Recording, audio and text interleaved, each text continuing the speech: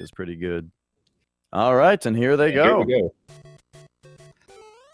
And we'll see what strats they use here. Tecate is going to stop early and pick up Mushroom here. So he's going to power up early. Xerox is not picking that up. I think he's a big fan of the small fire Mario strats. I would assume that's what he's going to go for here. Interesting. Okay, so that'll be cool to see. Yeah, Tecate getting a bit of a stare boss and had a little wonkiness with that opening power-up, and I think that might just be because of the NES deal. We'll see how quickly he adjusts back to that. So we'll see how aggressively Xerox plays 1-2 here. We'll see if he slows down in any of the sections or if he's going to go all out. Tecate should pick up this Fire Flower here. And looks like that's what he's going for. Perfect. And yeah, Xerox did slow down to kick the Koopa shell, so that's definitely, if you're running small through 1-2, that's one way to save yourself a lot of headache, is just by stopping a moment to kick that shell. Yeah, it looks like Tecate getting through 1-2 pretty well there. He did back off a little bit to shoot the Goomba that falls down from the platform above, but pretty good 1-2 for Tecate. Xerox, is he going to pick up this mushroom? Looks like he's going for it. Ooh, that was a sick grab, too. Excellent. So that's a little bit more tricky than it looks. When you hit a power-up block and then jump up kind of halfway through the block in order to grab the power-up from below, that's not something that is as easily done as it looks. You actually have to do a pretty precise input on the D-pad to allow Mario to go kind of halfway through the power-up block as you jump up. So really cool to see that just nailed first try. So for those of you who are not familiar with this glitch, Xerox is going to hit Bowser and the axe at the same time. So he's going to jump over Bowser here and take a hit. And what's going to happen here, sounds like he got it. What he's going to do here is it looks like he's still big, but his power-up state has changed to like that he's small. So he's going to pick up a mushroom in the next level. And also good one for Tecate. Going to pick up a mushroom here, and it's going to turn into small Mario. No, and he missed it. Well, we should see another one here in just a second. Yeah, plenty of power-ups in 2-1. So he's going to pick up a mushroom. He's going to turn into small Mario. And then for the next power-up that he decides to pick up, he will pick it up, and then he'll turn into small Fire Mario. So the advantages you get with that is you have the smaller hitbox, so it's easier to navigate a lot of the sections of the game, but you can also still shoot fire as well. Yep, and the disadvantages would be, firstly, that it just takes a little bit longer to set up. So we see Tecate got a bit of a lead there on Xerox, while he spent time collecting more power-ups than are traditionally needed to get up to fire. The other thing is just that it's really dangerous to be in that state when you are big Mario but actually small, because one hit will actually kill you just like you're small in that state. So yeah, it can be difficult to dodge enemies with no health and with a bigger hitbox. Yeah, that's for that strat, that it's really a double-edged sword. Like, it's really nice when you keep fire, but if you lose it, then you turn into big vulnerable Mario, where if you have the big hitbox and you take one hit, you're dead. So that makes it more difficult than normal in that state. So it is a double-edged sword. If you don't lose the fire, it's really great. If you do lose it, then it becomes a bit of a pain. But yeah. And one more thing to mention just about the whole glitch is that if at any time you take a death while you're in this state, you do end up... that puts a stop to the glitch. That ends it. Yeah. So Tecate making his way through 2-3 here. We'll see what kind of cheap patterns he gets. Sometimes you can get some pretty trolly ones. Sometimes they're fairly nice. Looks like he's getting some pretty decent patterns here. And he turns around and snipes one of them just for the heck of it. And nice job for Tecate. And Xerox looking like he's getting some pretty good patterns here as well. Yeah, one fun thing you can do with Small Fire also is that the game doesn't have a sprite for Small Fire Mario throwing a fireball. So Mario just grows a large torso for a frame or two to throw a fireball, and that's actually not part of his active hitbox. It just kind of looks silly. But also, because it's not part of the hitbox, but that is where the fireball is coming out of, it means that you can actually snipe cheeps from below, and even Bowser if you get a weird jump from him. Yeah. And both of them got forward Bowsers there, so I'm going to slide under Bowser and shoot him from behind. And looked like they both did pretty well for 2-4. So we're on to World 3. Yeah. Tecate's killing it here. I'm thinking he had the kind of weird 1-1, which worried me a little bit, but I think that might have just been a little bit of race just starting nerves. I mean, definitely I know whenever a race starts, my heart is like pounding out of control for the first couple levels until I calm down a bit. Yeah. And 347 for both on 3-1. Very nice job. Those stairs are tricky with the Koopas there. So they managed to do a great job navigating around those. So 3-2 has a really good showcase of despawning enemies, where the NES is only able to draw so many enemies at once, and you'll see a lot of players strategically only kill very certain enemies to get a certain pattern of later ones to spawn. As we see, Xerox and Tecate here both killed the same Koopas, which has those 2 Goombas at the end on the staircase they can jump behind.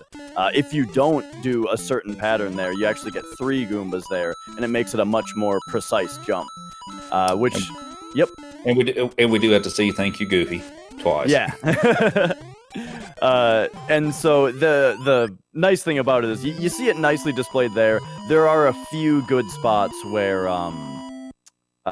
you kind of see that in several spots of the run, just where not even just whether enemies spawn or not, but it can have kind of bizarre effects on enemies' behaviors. Like sometimes if you do certain things, it gets a Koopa to spawn walking right instead of walking left and that kind of thing. And it's real. It looks real small, but it ends up being a big optimization.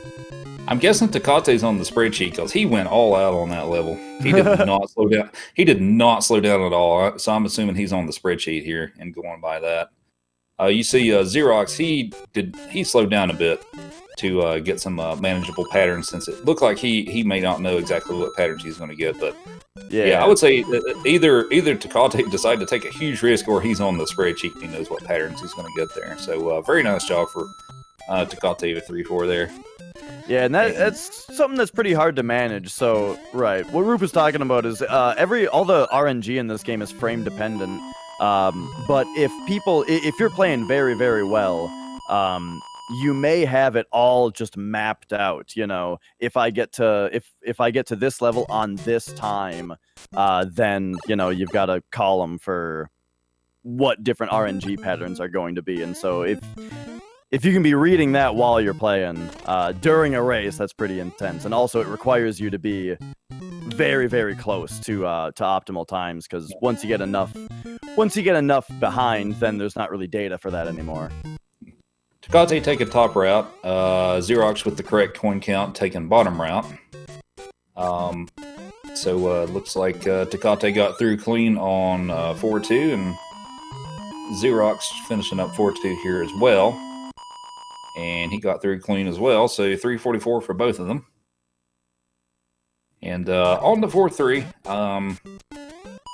This level's not too bad for the most part. There's a little trick you can do at the end where they can save a little bit of time here if they get it. It's a 1 or 2 frame trick, I believe, if they jump at the right spot on that platform. And it's hard to see if they get it with the restream that we get to watch and stuff. It's a little hard to see if they actually get it. But yeah, the way you can tell is, I think Xerox actually got it. I think, but the way you can tell is whether there's 1 pixel of sky underneath Mario's boots if he's big, or his butt if he's small. Yeah, all right. And let's see, Tecate finishing up 4-4 here. This is one of the more Ooh, nice. Man. He that got a little scary there for a moment, but Tecate pulls it off there. Yeah, the 4-4 Bowser kind of has a nasty habit of like pinning you up against that Podoboo. Xerox had a very nice Bowser kill there. He might have saved just a little bit of time on Tecate there. Yeah, he probably did. He had a nice clean kill there, the 348 on the timer. So we're pretty much halfway through the game at this point. The difficulty of the level start ramping up a little bit here. World 5, can have some tricky levels. 5-2 can be a little tricky. 5-3 can be tricky if you get some bad pulley build patterns. So we got a few interesting levels coming up here. Yeah, and if you haven't seen a whole lot of this game before, one kind of interesting thing also is that as far as the water levels in the castles, and even one more level, there's a couple that are actually repeats of previous levels, but with different enemy placements that are a bit more treacherous. Ooh. Xerox got a little close to that bullet bill there, but he managed to avoid it. And Tecate with a 347, perfect time for a 5-2. Xerox might have to slow down just a tad to get a 45, so he doesn't get fireworks here. Well, there's a slowdown for him, but that's more of a slowdown than he wanted. But no fireworks, so Tecate saved a little time or gained a little time here. We'll see if he gets some. Yep, now in one of the more difficult levels of the game. Nice. That Koopa shot with the fireball is a strategy that I've adopted recently because it makes that bullet Koopa combo a lot easier if you just get rid of the Koopa. And Xerox finishing up 5-3 here. Looks like his patterns were actually pretty decent for the most part. Yeah. I'm assuming did Tecate wait do the good bar strat, or did he just go? I didn't quite catch that. Yeah, I didn't quite see it either. And he shorted that jump just a little bit and takes a hit there. Yeah, I believe I was just gonna say. Good thing I can't blame it on myself now that I was just about to comment on how neither of them have powered down yet. Yeah. So you saw Xerox hesitate just a little bit there under the item block at the beginning of the stage. That sets up a consistently good firebar pattern in the next section. So that's a good race strat to go for because you know exactly what to expect. If you don't slow down there, then you risk of having a bad firebar pattern. You can actually lose more time than if you just did the little safe strat there. So Tecate picking up both of his power-ups here, and he should be powered up for 6-2. Yeah, meanwhile, Xerox gets to pass on through. 6-1 is really, it's kind of similar to 4-1 in that if you don't have to stop for power-ups, then it's a pretty simple just run through the level. Don't really have to avoid all that much. There are a couple extra stair climbs, though, so if you aren't on your stair climb game, you might get stair bossed a few times. And we're into 6-2 for both players. Xerox has made up the ground here. This is a fun level to watch. Once you learn how to do it with fire and get pretty consistent at it, it's a pretty fun level as well. Tecate brushed up on the pipe there a little bit, so Xerox going to make up another second or two. Well, this is a level that you have to wait 1 Mario second on anyway, but oh yeah, with it looks like Tecate did a little bit more than I thought. And Xerox did a great job on 6-2. They got a 342, which is what you want on this level. He got the little slowdown he needed, so Xerox closing the gap here a bit. Yeah, and I guess we haven't really mentioned it, just the fact that oh right, yeah, they're in the same level here now, and Xerox is just very close behind. And we haven't really talked about how fireworks are a thing in this game that just kind of waste some time. If your timer ends on a 3 or a 6, it causes fireworks, which slows you down yet because you have to wait for them. There are just a few levels where if you get through the level perfectly optimally, you land on one of those firework times, and so the players have to intentionally slow down at some point during the level. All right, Tecate nails the 6-4 trick here. Whoa, Xerox goes for the crazy Xerox one. Going for it. Yeah, Xerox did not wait. So Tecate did a kind of like 5-4. There's a consistent firebar strat, and that's what Tecate did. Xerox just went for it. Yeah. So closing the gap even more. Xerox got a 261 on 6-4. So yeah, he's going to make up a couple more seconds on this. So just a few seconds difference here between the two players going into to World 7. So this race is come out to be what I expected so far. It's a pretty close race. Yeah, it's really great, and I mean, at the start, I don't even remember kind of what slowed Xerox down originally. I think it was really just his small fire power-up grabs were what kind of spent a lot of time for him at the start. He had some issues in 2-1 where that first mushroom got away from him. Right. And he struggled a little bit there in 2-1, but he's been really solid since then. Mm-hmm. Just chipping away just a little bit at a time. 7-2, the second water level. Well, I guess technically the last water level.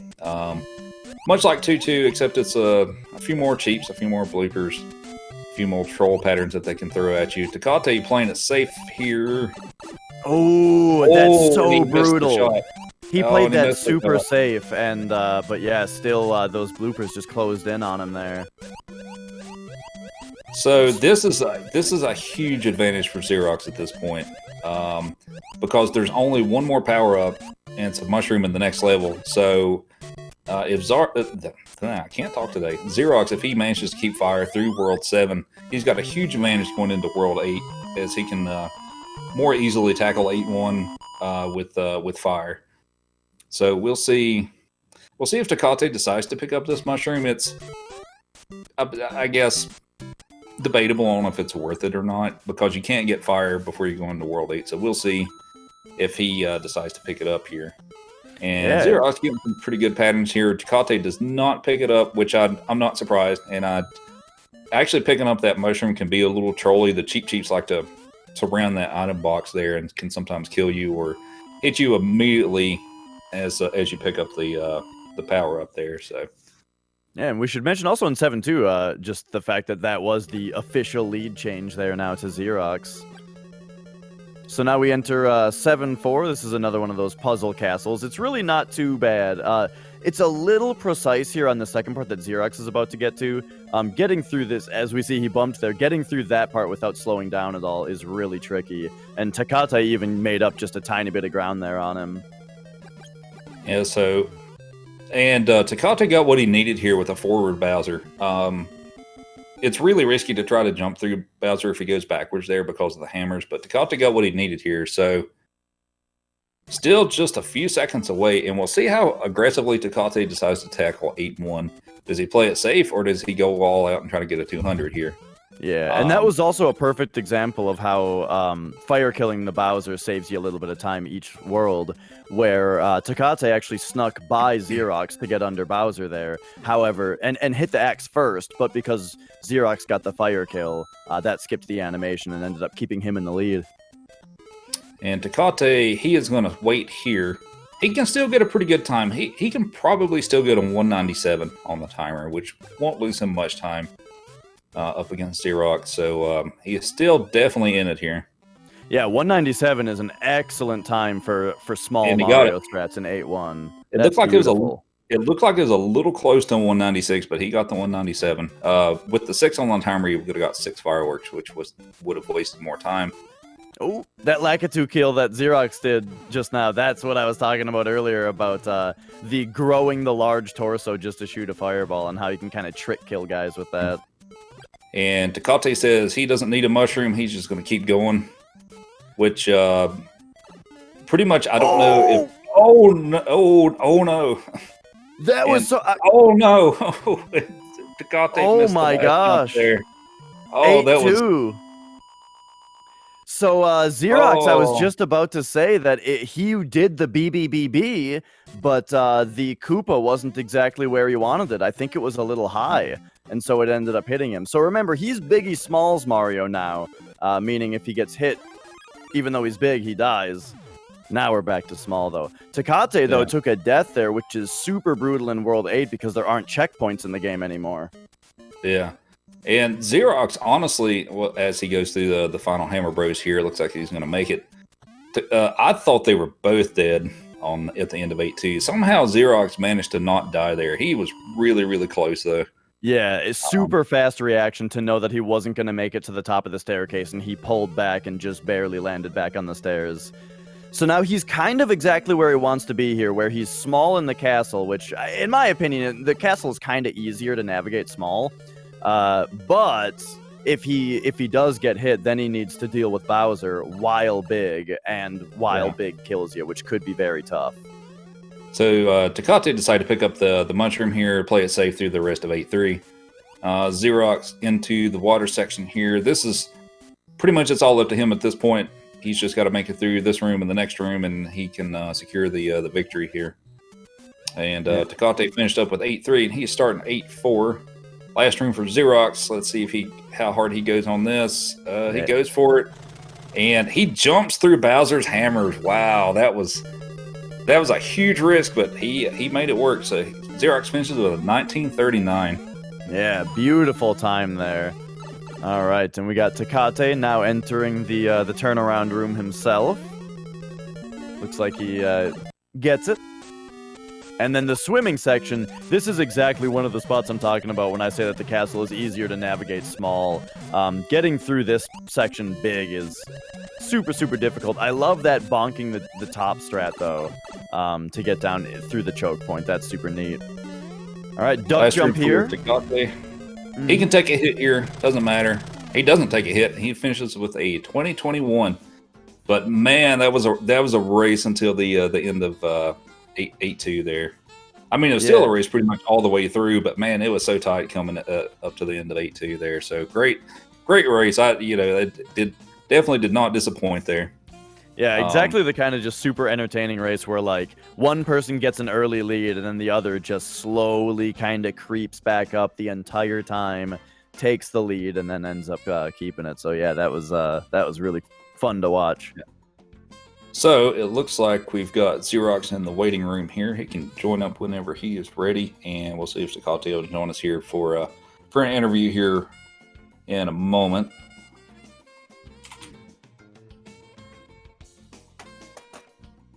And I saw Tecate in there for a minute, and then he came out. But yeah, go ahead and tell them to come on up if they want to. Yeah. Hey, we've got Xerox here with us. How are you feeling? Congrats on your victory. Hey, thanks. Yeah, feeling, it was fun. Did either of you watching the other? I was not watching. I looked while I was in like 7-2 for a bit, just to see like, oh, we are kind of neck and neck, and then that's all I ever watched. Man, this was this was a race. Oh man, I'm really annoyed about 7-2. I got the worst pattern I've ever seen in my life. I feel really annoyed about that. Yeah, I had your back on that. I mean, you took that choke point really safe, like you should have. And then the bloopers just closed in, the one going up and the one going down. And the fireball went right through him. Yeah, brutal. Yeah. It was unbelievable. I was on... I'm really bummed out right now. And then 8-2, I don't know what happened there. The BBB strategy went great, and I just didn't jump off the pillar there. Interesting you bring that up, yeah. So 8-2, Xerox, I don't know how you managed to live through that, because both of you had issues at the end of 8-2, and of course, with the commentary thing, we don't see like the full frame rate, so it's just like periodically like flashing and stuff. And I'm like, I think Xerox is dead, and then somehow you're not dead, and like I don't know how you managed to survive that. So it was a really rough end of 8-2 for both of you. Actually, that's pretty much where the separation happened. Like, I think Tecate was only like 1 or 2 seconds behind there at the end of 8-2. I was so stupid there because obviously I did modified BBBB, shoutouts to 3Creepio. And so the thing was that I did a little bit of a left tap, so I didn't trust that the Koopa was going to be in that exact position. So I don't know, I just like completely flubbed up the end. I should have just trusted and bounced on him, but I decided to get hit instead. So can you briefly, is it possible to briefly tell us what the modified BBB is? So yeah, it's very similar. It's faster because instead of just bonking on that first pipe and kind of waiting for the first plant to go down, you just immediately go up and snipe the plant out of the way. And then on the brush part, you just got to make sure you do like a nice, quick little jump there. But then that Koopa will always be in that high position to bounce off of him if you do it properly, and it saves 1 frame rule over normal BBBB. 3Creepio figured that out. He's a freaking legend. He's been helping me find out all sorts of fast strats. So yeah, he's and consistent strats. So he's been awesome. But I screwed it up and I decided to get hit, and it was terrifying because then I was big vulnerable Mario. Yeah, it was really fast reaction to not fall right into the pit there. Oh, that was so close. Yeah, this was a great race. Like I think they're in the first world or two. You all seemed like we're a little jittery in a couple places. I think Tecate had a little issue in 1-1 initially, and then you had that runaway. Xerox had that runaway mushroom in 2-1. That's what I'm the most salty about. So what happened is that somehow I had down pressed, and so when I went to press right, nothing happened. So I went way further left than I meant to. That freaking down input, man. Yeah. But no, it was a great race though. Like it was never that through pretty much the vast majority of it. It was you all were pretty close to each other. But, Major props to Tecate because I know he's playing on controller, which is not his his normal method. So I'm proud of the race Tecate that you put up. I think that was great, man. Yeah, thank you. I mean, outside of 7-2, I was totally fine with everything. I mean, even my hitting 5-4, I don't mind getting hit in 5-4 because 6-1's so easy to power up, and yeah, I just got really unlucky in 7-2, and I mean, I guess obviously every pattern's beatable, but it was definitely the worst pattern I've ever seen in my life in 7-2 ever. Period. That sucks, man. Then I think just being on controller is what did me in on 8-2 on that last jump. Might have jumped too early or late or whatever it is relative to my little bit of input delay I would have on emulator. So right. that cost me 33 seconds, but then it also cost me maybe some time in 8-1 or 8-3 as well. So I mean, we could have possibly tied, especially if I'd gotten the wall jump in 8-4, which I didn't get. We could have been like, I don't know. Yeah, within potentially a frame count needed. I don't know. Right, yeah, you guys were totally neck and neck all the way through 8-2, especially since because Xerox took the hit at the end of 8-2, meaning were you? So I guess that means that one of you would have been not fire still. I don't remember exactly. It would have been closer. You're right. One thing I wanted to ask is, were you all going by the spreadsheet? I saw a couple of instances that looked like you may have been like Tecate. I think you went all out on 3-4. Yeah, I was on the spreadsheet. Okay, that's what I figured because I saw you just not slow down at all. And like he's got to be on the spreadsheet or he's. Yeah, I got my comfy. I love over under. That's my favorite pattern, and so I got an over and just went for it. Yeah, and then Xerox went all out on 6-4. Like you didn't slow down for the pattern at all on 6-4. So I was assuming maybe you were on the spreadsheet at that point too. I was for that one. Actually, the spreadsheet was really funny for this run. I kid you not. So for 3-4, I have it mapped to 11 seconds behind. I was one frame rule slower than that, so I couldn't use 3-4. And then in 5-3, I have it mapped down to 15 seconds behind. I was one frame rule behind that, so I couldn't use 5-3. And same thing for 5-4. I have it mapped to 20 seconds. I was one frame rule behind that. So the first time I could actually use it was in 6-4, and it worked out. It was time so to map weird. another frame rule. Yeah. But yeah, this was a great race. I think we all definitely enjoyed that. Let's see. I think this is the only race that we have today, I believe. Yep. Tecate is up again tomorrow versus 50% Gaming at 10 p.m. Eastern. That it will be. Oh, that's not on a specific channel yet, so stay tuned to know that. Yeah, we usually don't find out until the day of. But that should be another great race tomorrow. I'm excited for that one. Yeah, good luck, Tecate.